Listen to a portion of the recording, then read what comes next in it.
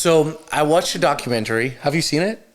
It depends on which one you. I saw. It's called Fed Alive. Fed Alive. I have not. Fed Alive, brought to you by Heart and Soil Films, which are the. I'm gonna assume it's Dr. Saladino. Dr. Paul Saladino. Okay. He's the author of the Carnivore Code. I got into carnivore diets and kind of the Carnivore Code about 2 years ago. Started reading on it. But the documentary comes out, I'm going to say it's about a month ago. So they're talking about how did we go from eating saturated fats, such as fats that are coming from animals, for example, to now fats that are omega-3s like seed oils, right? How do we go from that? So the documentary was pretty crazy, right? And one of the things that he points out, which I thought was very, very bizarre, is the concept of how we've gone in the last 20 years from 30% obesity to 42% obesity. Most of our health issues or diseases are tied to chronic inflammation. And now, however, they're seeing a lot of the data showing that a lot of these seed oils can actually cause inflammation in the body, right? So I'm looking at the documentary. It's only 40 minutes, so it's not that it's not hard to watch. It's actually pretty chill. But we finished the article, the documentary on YouTube, and we immediately go to our fridge. We go to our pantry, and we're like, we consider ourselves. People are like, what were we thinking? Yeah. What were we thinking? but we consider ourselves healthy people that we try to eat as much as we can whole foods. Because I don't anymore. So we It's the little things. It's things that you don't even. stupid. Condiments? All condiments. All condiments. We were looking at everything, and we're like, what about You know this? the worst offender? which- Salad dressing. Yes. Trying to eat healthy with Ranch. salad? You know, I'm a huge fan of ranch, and that was one of the hardest things. Primal Kitchen. Get Primal Kitchen. They don't I got Primo for a Okay. ketchup. Yeah. We have the ketchup. The ketchup, Okay, I'll yeah. get the ranch. I love ranch, Yeah. but that was the toughest. I was like, I don't know. So pretty much everything has seed oils right now, right? And for example, we're from Puerto Rico, right? So when we fry plantains, when we fry tostones in general, what does your family say all the time? How do you get good tostones?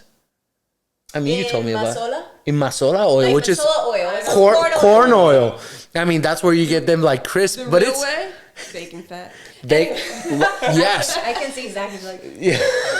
Yeah. So we come from this island where a lot of these plantains are fried in canola oil, and that's how they say it's the best thing. But next thing we know, we starting to look at the documentary, we look at the data, and now a lot of health professionals are talking about how these seed oils are actually causing inflammation in our body, and they're messing us up. Sorry to interrupt, but I don't think it's always been like this in our country, in Puerto Rico. We fried everything like in lard. Lard in these big, how do you say, caldero? A big pot. In a big pot. And then right in the center, let's say during Christmas, and you chop the pork in chunks in manteca. That's what we call lard, manteca. Yeah. And the whole time I was like, dang, that's a lot of, a lot of oil, a lot of fat. Yeah. But then we walked away from that. when you're eating that, though. Yeah. You're right. More energy. Lard used to be in the United States, too. Like, lard was everything. Even McDonald's. Even in McDonald's. They would fry their French fries up until, what was it, the 80s or 89? In the 80s, yeah. In the 80s. Well, but the problem that you have right now, and we'll go to the science in a second, right, about these seed oils. But number one, you go into a supermarket, and the first thing is that you don't have food anymore. You have food-like substances that are technically, they're supposed to be food, but they're ultra-processed. They have seed oils. They have a lot of sugar in it. And then, obviously, if we want to stay healthy, the only way to stay healthy is to either shop around. No, shop around. Vegetable oil? No. Which is still a seed oil. You know what's the worst part? Is that name me one vegetable that is in vegetable oil. The only one None. Peas, carrots. No. Corn. Soy.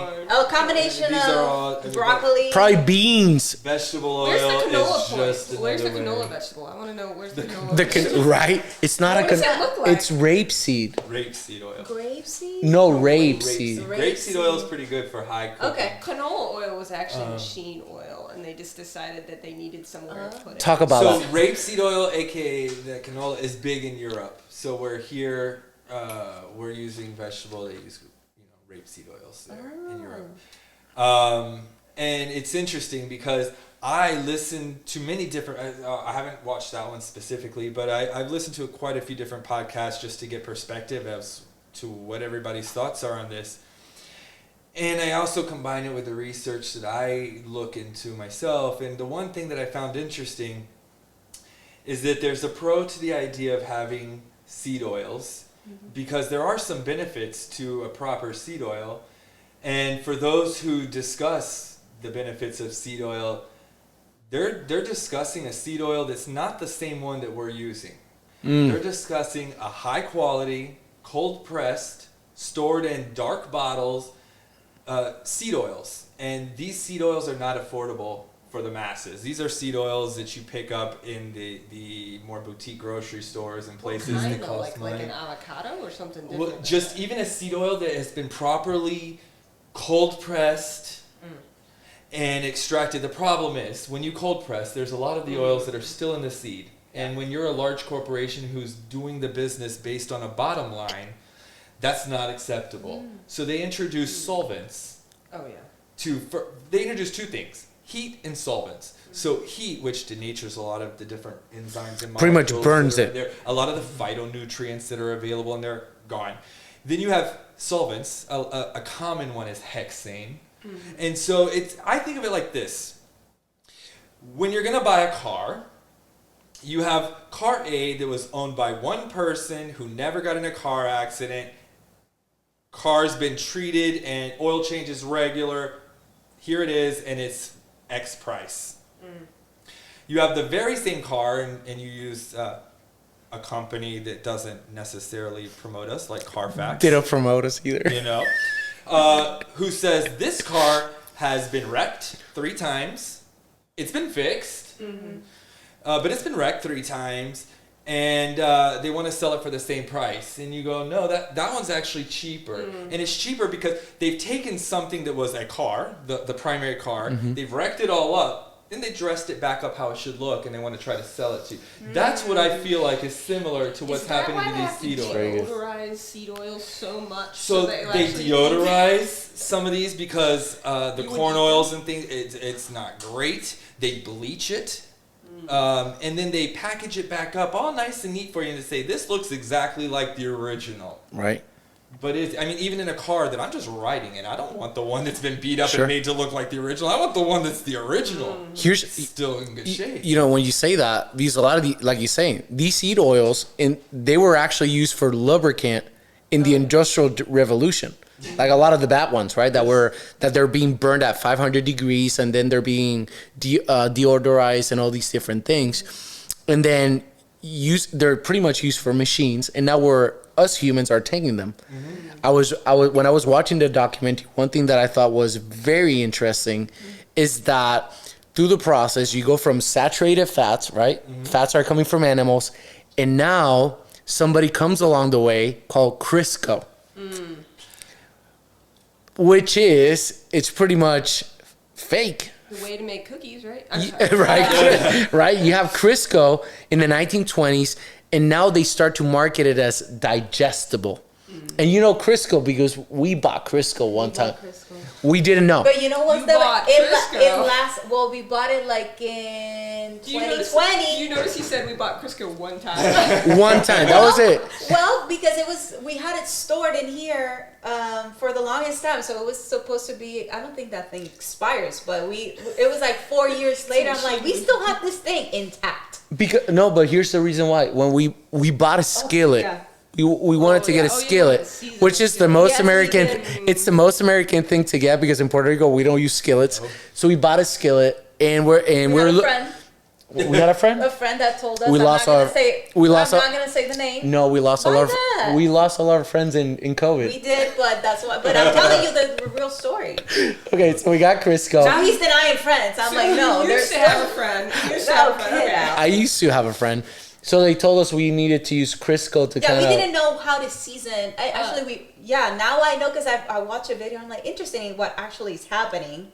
But we thought, we did it with Crisco. That's what I thought. That's what they tell you. Yeah. That's what they told us, right? Yeah. So we put Crisco on the skillet and everything. You So we've used had lard too, but don't. I know, right? So we had the Crisco forever, which again, when I'm looking at the article, they're like, no, Crisco was the thing that pretty much replaced butter and all these animal fats back then because it was considered digestible when in reality it's probably one of the worst things you can put in your body. We had it. Did we throw it away? We threw it away. We threw it away. Congratulations. We threw it away. No, and I believe, wasn't that an end product to the processes they were using? And then they looked at it and they said, hey, this is a shiny, I know. solid product that we can possibly and use. it was that will cheaper. develop out. And then they got the doctors to back them in another Yes. political They fashion. actually So Didn't they so pay the American Heart Association? yes. Yes. So Yeah. here's what's crazy, right? Right now, when you look at products right now, like a seed oil, they have the stamp of the American Heart Association, which at this point I don't even trust what they're doing, to be honest. But the American Heart Association back in the Definitely not sponsoring you. But they have, yeah, they're not sponsoring us. but they have a sticker on the canola Everything. oil. Yeah. So you have the American Heart Association in the 50s. They're struggling because nobody's dying from these cardiovascular conditions. Nobody's We supporting. should be because we ate a lot of lard then, so we should have been dying. Exactly right, but the numbers are not showing that, right? So you have the American Heart Association struggling, trying to stay alive, and then suddenly one company comes along and they invest $1.7 million into the American Heart Association, and that is Procter and Gamble. Yes. Right. Yeah. So they put in $1.7 million, which is equivalent to $20 million to put more research into these fats such as Crisco, and then suddenly the tide decides to change, right? And now we have things like, now the bad guys are the omega-3s, right? The bad guys are fatty oils from animals, and now the good guys are omega-6s. Which is just not accurate because you're much better off to use the tallow, which is more of an animal fat. And there were What about also... ghee? What's that? Ghee is great. We have ghee? Ghee They is have another butter flavored good one. We have tallow. We have tallow. You're still on the poor side of things. And unfortunately, the problem was, or the problem is, I should say, is that they were pushing that these products help to remove the poor cholesterol or the LDL cholesterol from our system, and in that way made them heart healthy. Because when you have a buildup of these LDLs, you start to have atherosclerosis, strokes, a lot of the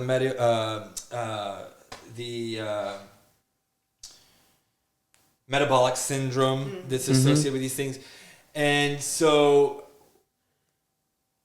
the tie between the politics of Procter and Gamble and how they all got started kind of really messed things up. It's an interesting place because I do hear, like we discussed earlier, that these whole seed oil thing can in some ways revolve around the way that they're prepared. And so once again, if we just talk about the simplicity of the mechanism of processing these things, which is using solvents like hexanes, and then which strips them bare, and then repackaging them, getting them dressed all nice so that they look similar to the material they started from, and saying this is A-okay.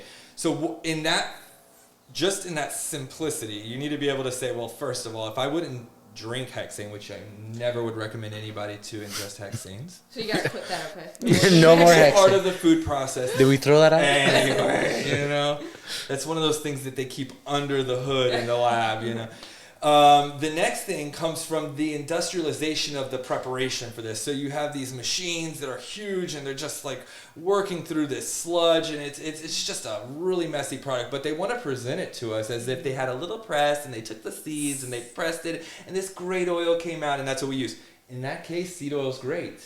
Yeah. If you're at a base use of seed oil and you're pressing it at home, which would take you forever, but you're sitting there and you're pressing seeds and you're By making hand, that by oil hand. and you're getting that nice cold pressed oil, very healthy. Well, and you'd only be eating it in moderation at that point. You would To your use it in point, moderation. Like, instead of using, what is it? How many tablespoons? 3 to 5 So the average American nowadays consumes 3 to 5 tablespoons of seed oils How on a regular basis. Press. That's equivalent to 50 to 60 years of corn. If you look at it from a soybean perspective, I want to sit down and have 60 years. right? Who the hell is going to do that, right? No one. But even like soybean oil, right? If you wanted to get 3 to 5 tablespoons of soybean oil, that's equivalent to eating 2 pounds of soybeans. Like, why would you eat 2 pounds of soybeans? And You you're know? saying you Never wouldn't would. because like back in the day before it was processed in these big factories, you'd have to press it yourself and you would never eat that much. No. Yeah, so it's a very different product, and that's where you have to differentiate what you're hearing.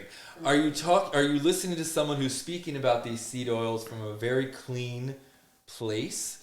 Someone who's That's how they justify it. using them where they're cold pressing. They're not worrying about getting every little bit out because that's a financial thing that comes from big corporations. They're storing it in darker containers because we know that these oils are light sensitive, and when you start to depreciate the oils, those when the light and UV hits them, they become it breaks them down in a way that makes them toxic particles. And we're not looking at a whole lot, but even 5% or 0.5% to 5% of toxic chemicals in your oil is a problem. I have a question. Sorry. Go for it. The first time I started, and this was years and years ago, the first thing that I heard that something was not good for you was this thing called the I can't believe it's not butter. Crisco. Is that what it is? So what is in that thing? Margarine. Margarine. Margarine was very Okay, popular. Okay, so what is in it? Because they sell it as butter. No, it's well, seed oil. It's straight 100% Whipped up seed seed oil. oils, I yeah. think it's essentially a form of. It's very close. And the other end of our spectrum that we end up dealing with is that, yes, so we have this poor manufacturing kind of aspect and the idea of using solvents and chemicals in the process that we don't necessarily want to put in our body. The other is that it builds inflammation. And so the rationale behind this, and this is why there's some give and take to this idea, is that seed oils, much like grain or grass-fed animals, provide us with omega-6. Omega-6 and omega-3 are our primary fatty acids. Omega-6 is a pro-inflammatory. Omega-3 is an anti-inflammatory. And a lot of us hear about that because we take our omega-3, our fish oil supplements to be anti-inflammatory. And so when you have these seed oils, what happens is in the body, the seed oils are... We have this omega-6 that we ingest. The seed oils are an omega-6. And on all of our cell membranes, they're built up of this layer that is built up of kind of fat molecules. And every fat molecule kind of has two tails. And one of those tails is going to be either an omega-6 or an omega-3. And when our body's in a pro-inflammatory state, those molecules get cleaved and they get sent into a pathway that's very common for our system called a coxin-LOX pathway. And so an omega-6 gets cleaved, and it becomes arachidonic acid, where an omega-3 does not. And it's that the arachidonic acid is what generates the series 2 pathway on coxin-LOX, and it's pro-inflammatory. And that sounds bad, because who wants a system full of inflammation? But when we get cut, we need that You need inflammation. Yeah. We need that blood clotting, that platelet aggregation. We need that inflammation to help the healing process. But the way our body works is that when that process starts or that cascade begins, it comes in, and then we have a way of washing it out. Flushing it out, That's yeah. what stops it, so that we're not overly inflamed, overly going through this. Yeah. But when you're eating a pro-inflammatory oil in every single thing that you snack on or eat, Everything. that accumulation is significant. That's the biggest problem, right? The bioaccumulation, right? If you looked at seed oils from an isolated perspective, hey, if I did a little bit of seed oil, will it kill me? No, it won't. But if every single food that you ate on every regular basis had seed oils on it and it bioaccumulated in your body, at some point you're going to have a big inflammation cascade, which, again, a lot of our health conditions, pain, chronic conditions, pain, you name it, it's tied back to inflammation. Now we got a big issue, right? So big food is essentially poisoning us. I think I saw the statistics that we used to, like, way back in the day in the 20s, 1920s or whatever, there was a tiny bit of seed oil in people's diet. Probably Just a little bit. Probably from what you're talking about and stuff and some good qualities.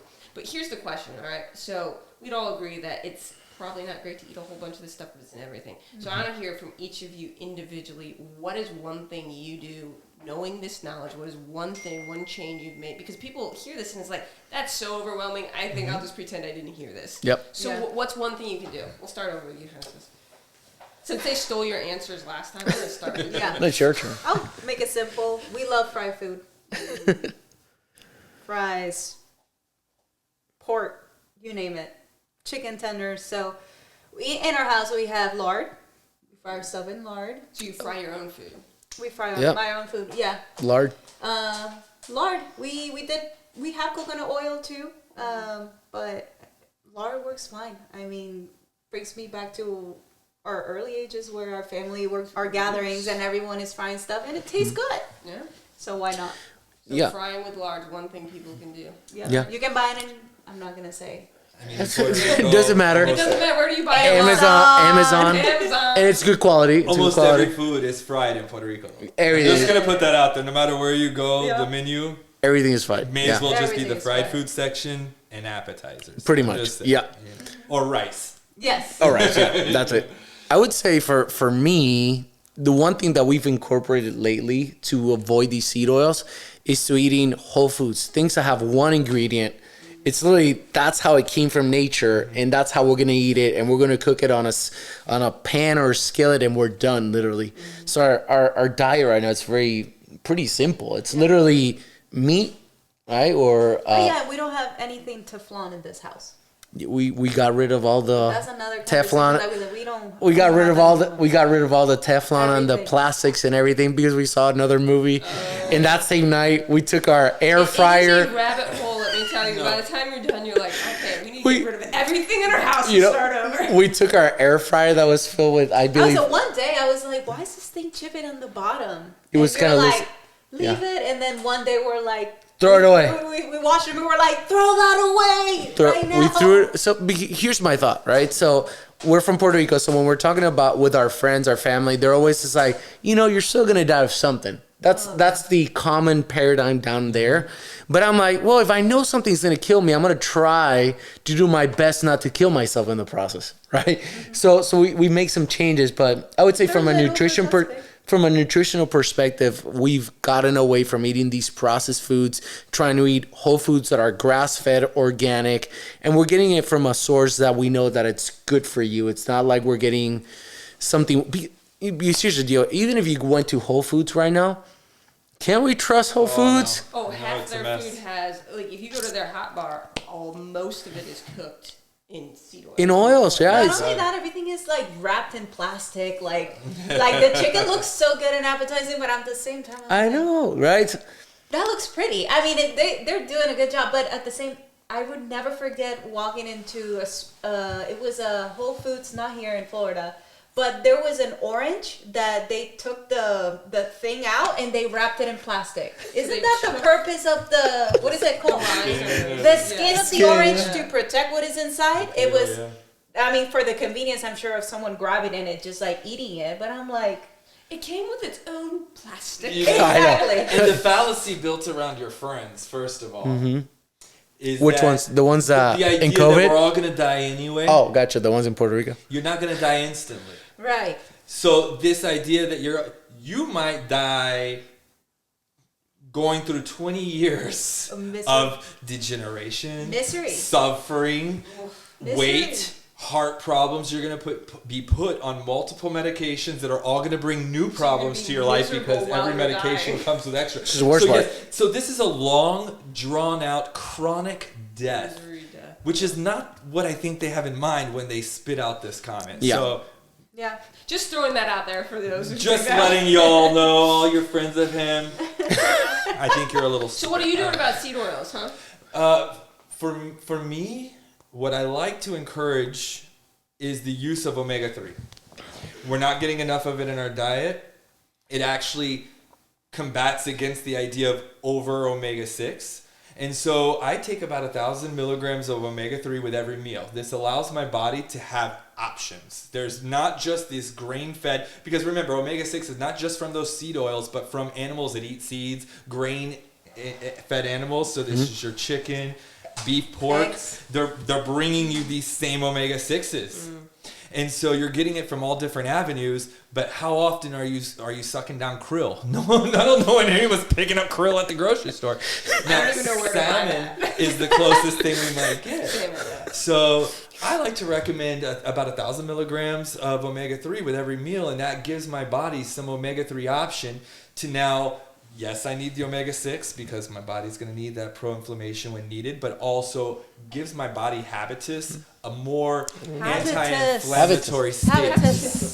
Yes, so you only eat omega-6, your body habitus is going to be that of a pro-inflammatory state. So anything you're adding to it is just on top of the fact that your body cells are already pro-inflammatory. Because like I said, the cell membrane of your cells are either going to have in their P2 section of their tails, their little tails that they have, they're either going to have an omega-6 or omega-3. You get that with the tails, Genesis? Got that? I'm gonna do a little bit more research after. No, that's really good. So overall, we've got like just trying to eliminate where you can, increase the omega-3, and I think that's really good stuff. So that's awesome. And I think it's important that we do look for products that don't have that omega-6 or that seed oil issue. It's getting scary because it almost is a full-time job just to make housewives or that quintessential old school idea of being out. There's a new meaning because you really have to watch out for what your family's eating. You have to literally research each and every individual item you're picking up at the store. You know, I actually have seen it on a couple of things though. I've seen a new label on food that says seed oil free. And that is like very new. I've only seen it on a couple of things, but I bet you it's going to become more and more common. But like in what? Do you remember? Like so we bought some frozen French fries, right? And it was seed oil free. It was just potato, salt, and avocado oil. And so it's like because avocado oil is not considered a true seed oil according to. So you make up another interesting point for me. So the seed oil. Do we have time for said point? So the seed oil situation, like I said, it can go both ways because it can be beneficial, it can be non-beneficial. And so some of these ideas that interest me on the other perspective is when you're going through your own kitchen and you're looking at things like, I'm assuming these were frozen French fries? Yeah, we're frozen. Okay, so one, you have already a frozen item that's probably been processed to some degree. It's a starch. So the starch I'm just saying, the starch is already not healthy. Again, that's going to lead to glucose spikes, etc. So does that seed oil matter so much compared to the other ingredients that are just as bad? Is that seed oil in a product that also has a ton of sugar? Is the seed oil really going to be the bad part of that whole product? They did the whole thing with gluten-free too. You can eat gluten-free products all day long and be super unhealthy. Yes, no, but yes. for sure. But this is what I'm saying. So it's a combination a lot of times of these foods. And once again, when you eat clean, natural, just as they were born foods, it's a whole different story. But also, our foods aren't what they used to be. Yeah, they're terrible. Well, one of the things that I've seen a lot, I've seen both perspectives. Another perspective is everybody saying the seed oils aren't that bad because there's not a lot in the food either way. It's just that you're eating crap right now. You're eating ultra-processed foods at the same time, which is what you guys are talking about. And we go back to the lawsuit from Morgan & Morgan, and everything's coming together. So I think it's a combination of the crap that we're putting into our bodies, right? The ultra-processed foods. And then on top of that, you have the seed oils, which are pro-inflammatory. Then on top of that, you take every other habit that we have as common normal people, which is no exercise, no exertion, a lot of medications and chemicals in our body, which I hope. You mean as Americans? Americans, not normal people, just Americans. Americans, yeah, not normal people. We're cooking in plastic, right? You take all these things and you have a perfect storm. I mean, and going back to Bobby Kennedy, right? My hope is that Bobby Kennedy will take a stand and do something about all these things, right? We're taking not only the toxic ingredients in food out of our equation and making them illegal, but also taking things like that are toxic for our body, like the fluoride, which we talked about as well. But question, like, can we all agree before we continue on this that the people that are watching don't feel like, well, I do that.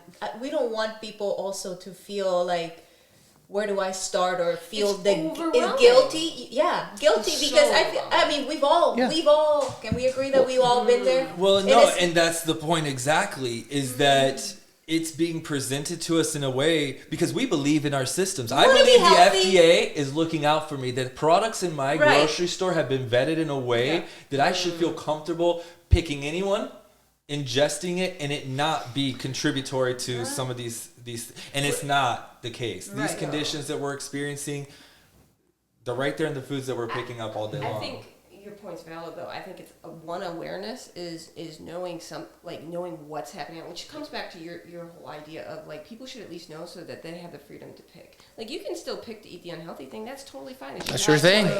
But you should at least know, and you should have a choice. Well, and the problem is not only choice, but when finance dictates the quality is dictated in by finance. If you can't afford it, if you're a single mother, you're picking up the oil that's on the shelf in the clear plastic bottle that's very cheap, that was made with the most solvents and things so that they can maximize their yields, because that's what you can afford. But then you look on the shelf and it's like, instead of $3.99 for $10.99, you see that dark green bottle of oil that the light can't penetrate, that's made of glass, so you're not getting all the plastics in it. You know what I mean? So you're picking up the food-like substances, for 99 cents, where the food is $3, $4, $5 for less. Yeah, but I think also that us as conscious human beings that are making decisions, you got to understand that when you're making these cheap ass decisions right now, getting the cheap stuff to save some money, you're gonna pay for this. But for many people, it's not a choice. They're sure. It's the only way to have the amount of groceries they need to feed their family. But if you think about it, right? So if you went to the grocery store, let's say we go to McDonald's, which is a big topic right now. We get to McDonald's, we get 4 combos of the burgers, right? Whoppers, right? We got 4 Whoppers. Wait, Whopper is not from McDonald's. Burger King. Maybe you get the all right, so we got 4. A McDeal. A Mac what? A Big Mac. A McDeal? A Big Mac, right? We got 4 Big Macs, right? Let's assume we didn't get them with fries. They're probably gonna be like I'm gonna assume $6 each burger. $8? $8? $8.99, $9. Yeah. Almost spend 40. Right now it's almost you can almost buy just natural foods and eat it for the price. When I was a kid, it was like $2 for a Big Mac. Yep, it's expensive. So let's assume it's $9, right? You go to McDonald's, you get 4 burgers for $9. You're looking at now almost $40. Like think about when I go to, let's say, Costco to get grass-fed meat for $40. We can get at least 6 pounds of ground beef, more than 6 pounds, probably more like 8 pounds. Yes, so I think we also there has to be some sort of education in the public that it's like eating healthy doesn't have to be expensive. You just gotta get the right stuff. I think it comes down to when is it an excuse and when is it a reality. Because sometimes it's a reality that people can't afford things, so that maybe they're going to even food pantries and they're getting whatever's on the shelf. Yeah. But then sometimes it's just a misconceived. We don't know. They don't. We don't know. But even with Dr. Paul Saladino, he even says, and I really like this guy. He's like, even if you don't have, you cannot get the grass-fed ground beef. He's like, you can go to Walmart and you can shop. Like, start somewhere, you can buy an apple. Yeah, buy an apple. He even said you don't have to start with organic, because we get it. Like, organic, they put that word organic, and that makes it like, is God and organic. It's like 3 times as much. I don't know, you cannot question that. But anyway, you can still get something. And I feel like, talking from the people, you can start somewhere. From the people in the place. You can start somewhere, and it's okay. Because I feel like we've all been there. No, changing your ways requires process. It takes time. It takes time. It takes implementing small changes, and then those small changes start to become big changes. Yeah. And I'm a big proponent for that, because lifestyle changes aren't easy in any aspect of things. Super hard, even for us doctors that we understand a little bit of the biology and how our body works. It takes time for us to change our habits that that we've unfortunately, as we grew, these were normals, right? Sure. So it's not like You're saying as a doctor, sometimes you eat cake? I'll eat a cake. I'll eat cake. Bathroom break. Let's not talk about the cake. I would say that as doctors, right, as chiropractors and everything, we're not perfect, right? We're on a journey as well as our patients to make different decisions so we can have a healthier life, right? And it's been a slow process. I mean, when patients look at us, sometimes they think that we're the perfect human being, that we've made the right choices, and it's not true. No, it's just as difficult for me to implement the changes that I'm recommending to my patients as it is for them. Yeah. And this goes back to the doctors who are smoking cigarettes on their break. I mean, they knew it caused cancer, but they're still out there smoking. We all become susceptible to some of these things because they're made to be norms for us. I think Enzo has a word about what he thinks. What's your thought? He goes, yeah, I like raw food. Actually, Enzo is eating raw food right now because. So I have a patient right now in our office that she works with animals and everything. And I asked her, why do our animals, our dogs, why are they dying so early? Like 9 years of age, 10 years of age, instead of like my grandmother's dog that lived till 19 or whatever the hell it is. And she said it's a processed food. Like just like human beings, these dogs are getting processed food. So Hennessy said we're gonna give him raw food. About Enzo's food? Yeah. Yeah. So you can continue. Yeah. So he's getting raw food right now. We're trying to make sure he lives a little bit longer, you know? So